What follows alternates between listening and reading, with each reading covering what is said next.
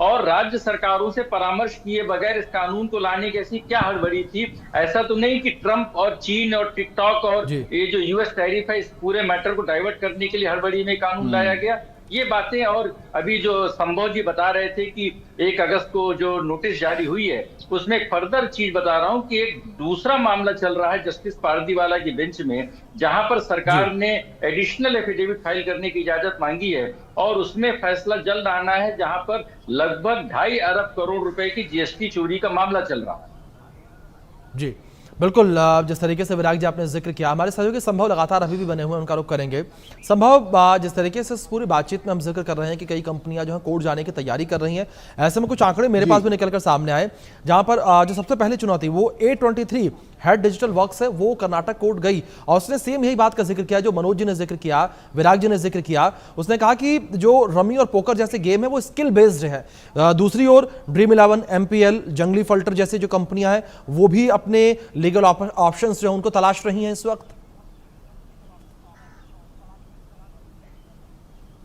जी बिल्कुल, देखिए यहाँ पर एक बात और मैं आपको शेयर करना चाहूँगा जो इम्पोर्टेंट है, दर्शकों को जाननी चाहिए कि एक पब्लिक इंटरेस्ट लिटिगेशन फाइल हुई दिल्ली हाई कोर्ट में। उसकी डिटेल्स ये थी कि जो ये ऑनलाइन गेमिंग या बेटिंग है उसमें ये अनरेगुलेटेड बेटिंग को किसी तरह से बिल्कुल एड्रेस नहीं करता है ये जो पर्टिकुलर कानून है। इस पर मैं विराग सर से भी थोड़ा सा क्लैरिटी चाहूँगा कि किस तरह से, क्योंकि जो ये PIL है उसके अनुसार जो अनरेगुलेटेड बेटिंग है वो इस पर्टिकुलर कानून के तहत, इस पर्टिकुलर एक्ट के तहत कवर नहीं की जा रही है, और इसका कहना है कि सिर्फ मनी गेम्स को ये कवर कर रहा है कानून, लेकिन जो ऑनलाइन गैम्बलिंग और बेटिंग है उस पर कोई लगाम लगाने के लिए ठोस कदम नहीं उठाए गए हैं कानून में। तो इनफैक्ट मैं विराग सर से ही समझने की कोशिश करूंगा कि ये एग्जैक्टली क्या ये सही है, क्या इस कानून की डिटेल्स, क्योंकि सर एक्सपर्ट हैं, हमारे दर्शकों को प्लीज बताएं कि इसमें ऐसी कोई चीज है जो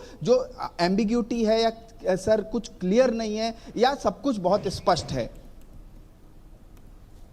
संभव ऐसा है कि आपके सवाल का जवाब देने के पहले एक जानकारी देता हूं। पिछले महीने आंध्र प्रदेश और तेलंगाना में 5 FIR दर्ज की थी ईडी ने PMLA के तहत, और 29 लोगों के खिलाफ उन्होंने, जिसमें सेलिब्रिटीज भी थे, मामले दर्ज किए थे PMLA और सारी चीजों को। उसमें उन्होंने बोला था कि ये ऑनलाइन तरीके से सट्टेबाजी और दूसरी चीजों को बढ़ावा दे रहे हैं।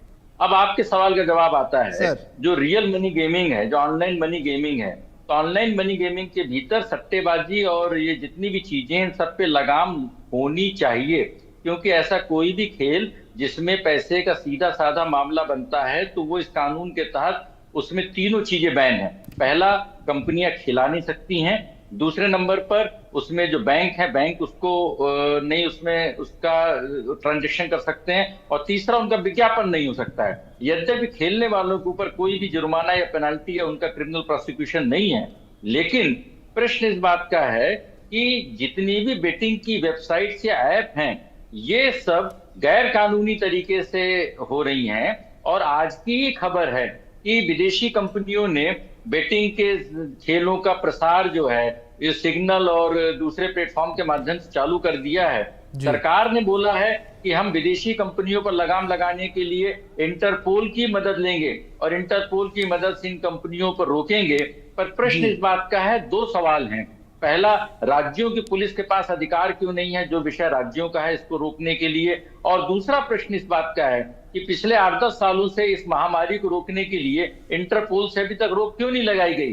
तो इसमें पूरा मुझे लग रहा है कि जो रेगुलेशन है, जो नया कानून है, वो इंडस्ट्री सेंट्रिक है। वो गेमिंग इंडस्ट्री को मान्यता देने के लिए, उसको बढ़ावा देने के लिए, उसको वित्त पोषण देने के लिए बनाया गया है।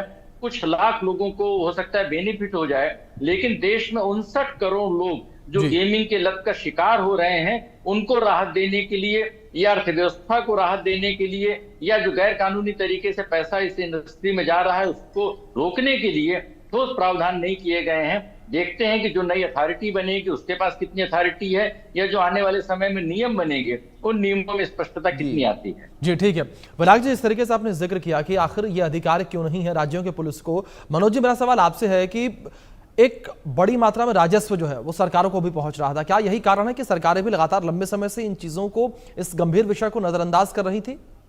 देखिए, आप कह सकते हैं, लेकिन मैं तो यही कहूँगा कि जिस तरह से अगर आपके सामने विराट कोहली आते हैं MPL की तरफ से उनके ब्रांड एम्बेसडर के तौर पर, वो आपको इन्वेस्ट करने के लिए कहते हैं, तो आप उस पर वाकई यकीन करेंगे। ऐसे ही शुभमन गिल आते हैं या ड्रीम 11 से आपके पास धोनी या पंत आते हैं, तो आप क्या उन पर यकीन नहीं करेंगे? तो ये सारी चीज़ें आपके सवाल के जवाब में ही हैं कि जो एक इन्वेस्टर है या एक आम आदमी है जो अपनी टीम बनाना चाहता है ड्रीम 11 पर, वो इन सब चीज़ों में चकाचौंध में पूरी तरह से गिरफ्त में आ जाता है, क्योंकि पहले आपको उसकी लत लगाई जाती है।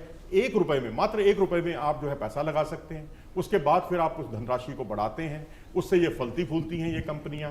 तो वारे न्यारे तो देखो हर तरफ हो ही रहे थे, अब उस पर लगाम लगाना भी बहुत ज़रूरी था। तो अब नए रास्ते तलाशे जा रहे हैं, ढूंढा जा रहा है कि अब कौन से रास्तों से वो पैसा लगाएं। अब पैसा तो लगा नहीं सकते अब आप जो फ्री कंटेस्ट चल रहे हैं, जैसे ड्रीम 11 अपना फ्री कंटेस्ट अपना कर रहा है, जहां पर जो टॉप 20 प्रतियोगी होंगे, टॉप 20 प्रतियोगी, उनको आप आईफोन बांट रहे हैं। उसके अलावा जो है SUV गाड़ी जो है टाटा की वो रखी गई है, बाइक रखी गई हैं। अब सवाल है कि आप कहाँ तक अपनी जेब से पैसा लगाते रहेंगे, कब तक ये सिलसिला चलेगा? उसके लिए भी उन्होंने एक रास्ता निकाल लिया, विज्ञापनों का रास्ता निकाल लिया है, और एडवर्टाइजर्स को ये भरोसा जताया जा रहा है कि जो आपको टीवी में या तमाम एड्स में जो आपको रेवेन्यू मिलता है या जो आपको प्रचार मिलता है, उससे कई गुना प्रचार आपको इन मंचों पर मिलेगा। बिल्कुल, मतलब कुल मिलाकर जिस तरीके से मनोज जी आपने जिक्र किया कि जो सवाल है उन्हीं सवालों में जवाब है, और जिस तरीके से फैसला आया है, ये फैसला लंबे समय से इसकी दरकार थी। दूसरी ओर संभव मैं आपके पास भी आऊंगा, और इस बीच जिस तरीके से लगातार इस पूरे फैसले का हम जिक्र कर रहे हैं, यहाँ पर एक संगठन है ऑल इंडिया गेमिंग फेडरेशन और ई गेमिंग फेडरेशन।